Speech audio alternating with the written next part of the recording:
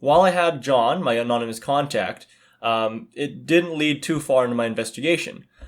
Fortunately, a voice actor currently working with Love Letter, as far as I know, I hope that they haven't been let go for any reason at all, did reach out to me, and they were actually able to get me into contact with Outset Isle. So I'm very grateful for this person. If not for them, I would have had a difficult time in contacting people or gathering information that should be relevant and refutations, so that we can see more than one side of the situation. So grateful for you. Thank you again for reaching out to me. And this section will be about my interview with Outset Isle. I'll just call it Outset for the rest of this video for ease of expressing that. And so to be clear, Outset Isle is the manager of volunteers as well as direct contact to Dr. APS from those volunteers as well.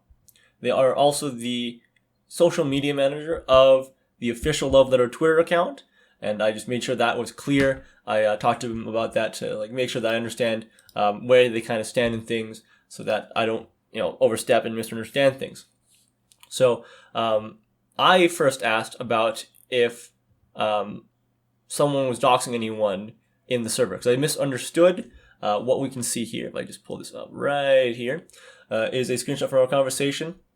I asked, was someone doxing someone?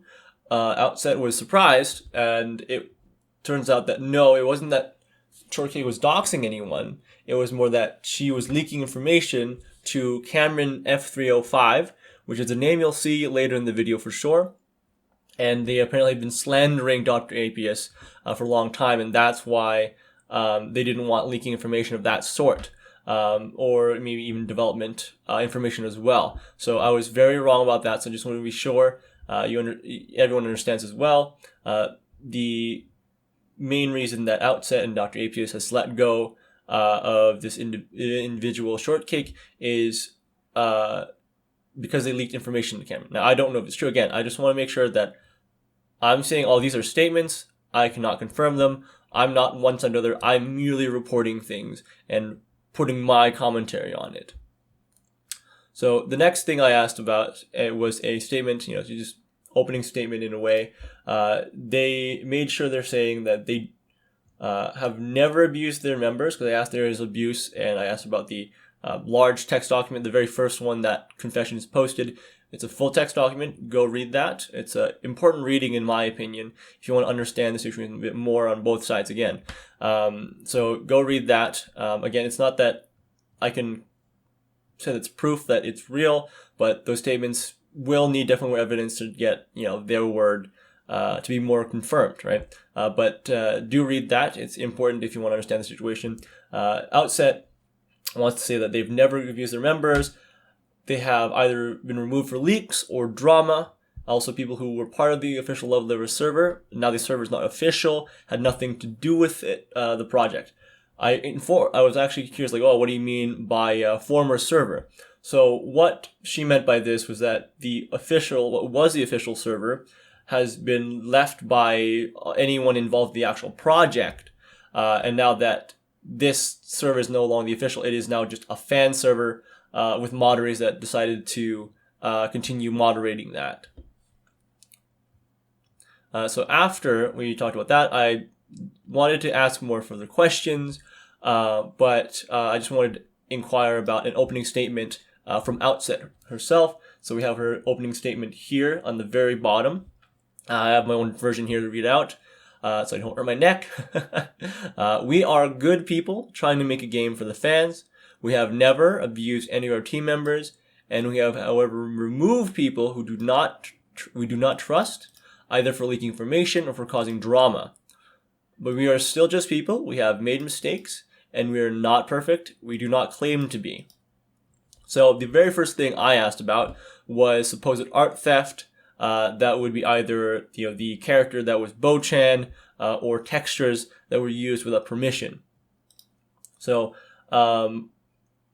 Outset was not aware of the claims of art theft for texturing. We have screenshots here that was posted and redacted by Confessions. They I can actually show you them right here. Let me see if I can pull them up. Oh, I can't pull it up. I have a link to that. Sorry, my bad. I'm a little disorganized. Here, let's go here and open that up like that. There we go. I apologize.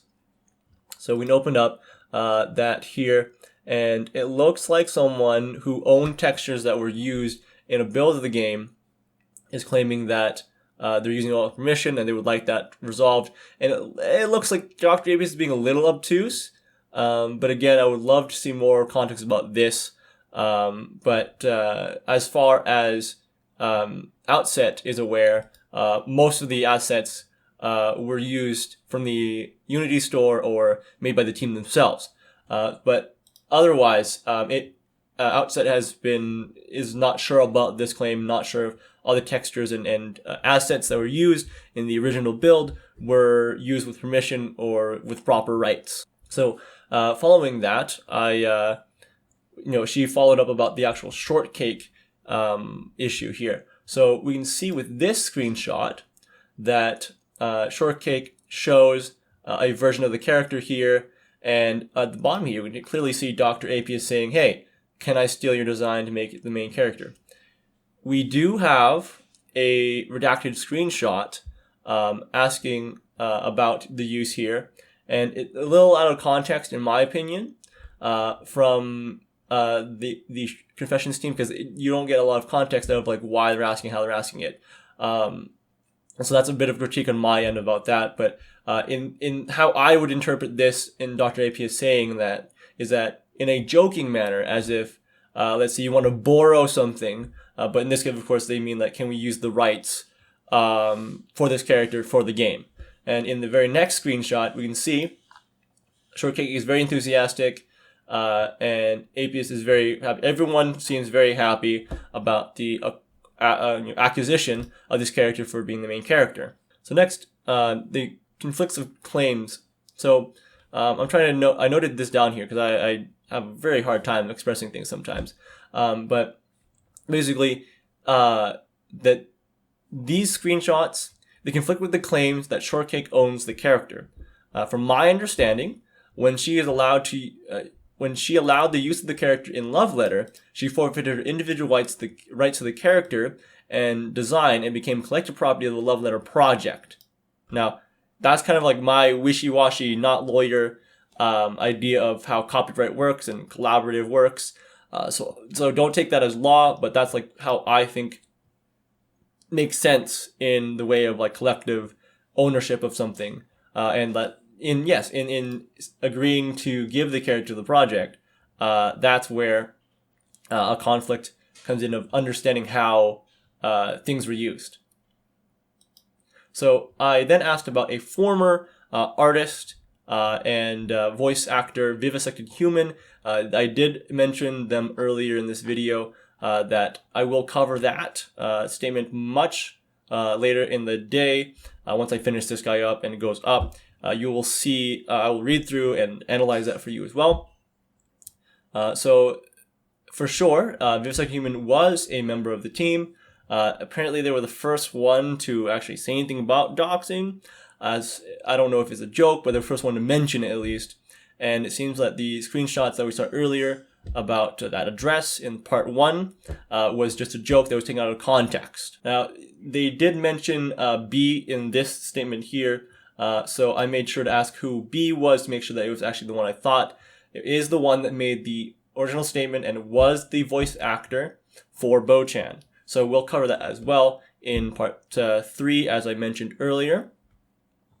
And so I then was skimming through it and then asked outside of all these things that were claimed. So it looks like from the jokes that was made, the supposed sexual predator was this user named Zaid.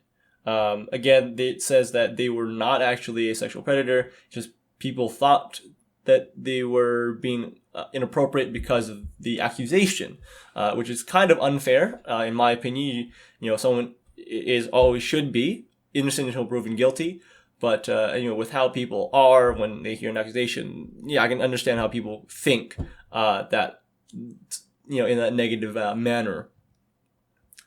So moving on now, this is screenshots. I got 5 screenshots coming up here.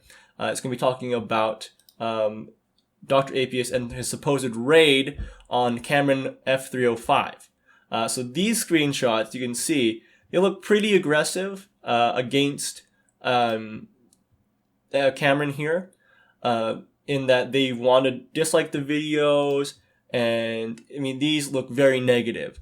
It seems like there was agreement, at least, of dislike of Cameron. According to Outset Isle, though, it seems like it was an individual response instead of a for sure collective. But we did talk about our disagreement, like, if we agreed on what was a raid or not. I do disagree with how Outset defines a raid, but it seems that there was problems here because no one understood what defined as another in that group. So it seems like a lot of problems here due to communication. I think that's a lot of things. Generally, when things have problems, is miscommunication, really.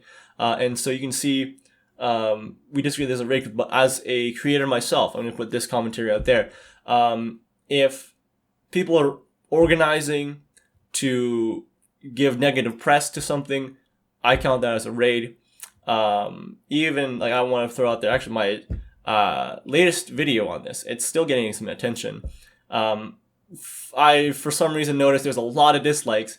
I mean, I don't maybe seemed a little bit too one-sided in that video, but I got a lot of dislikes. I had some people claiming that I was part of one side or the other, like I was on the anti-Love Letter team, or I was the pro-Confessions team, or I was like anti-Yandere dev, even though that video said nothing, I believe, about, like, I said barely anything about the Yandere simulator, let alone Yandere dev.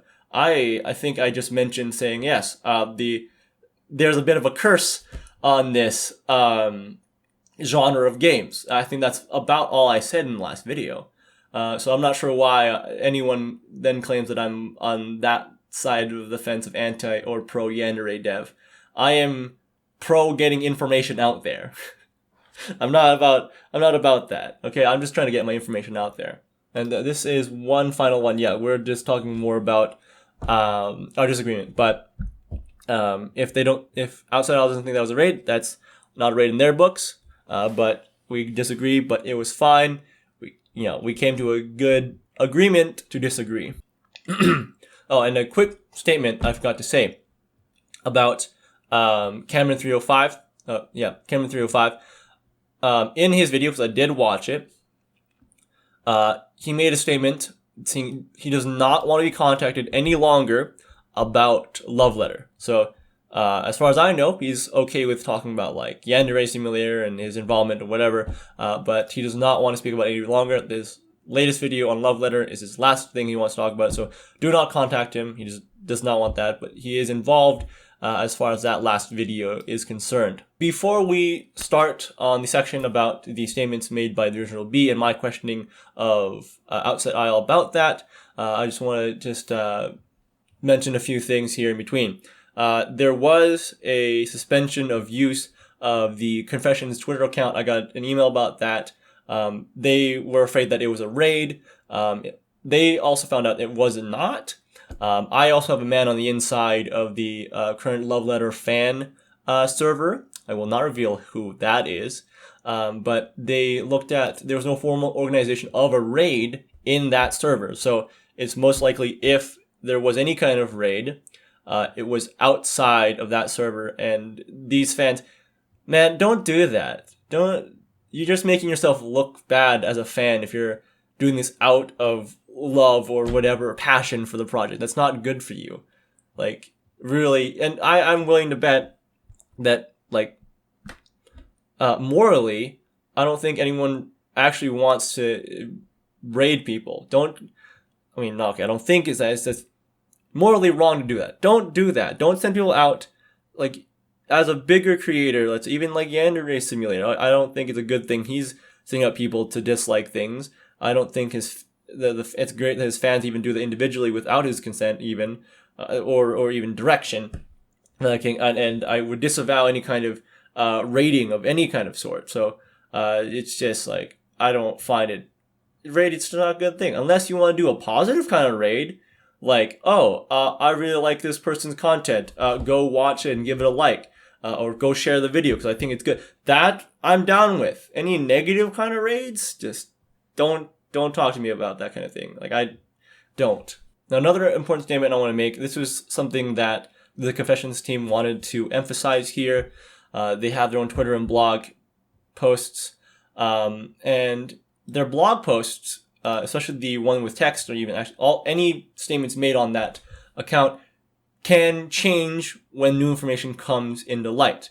The reason why this is important is because the very first post they made, they had to correct a statement in there that they made. They assumed that someone's address and email address were leaked as a dox attempt.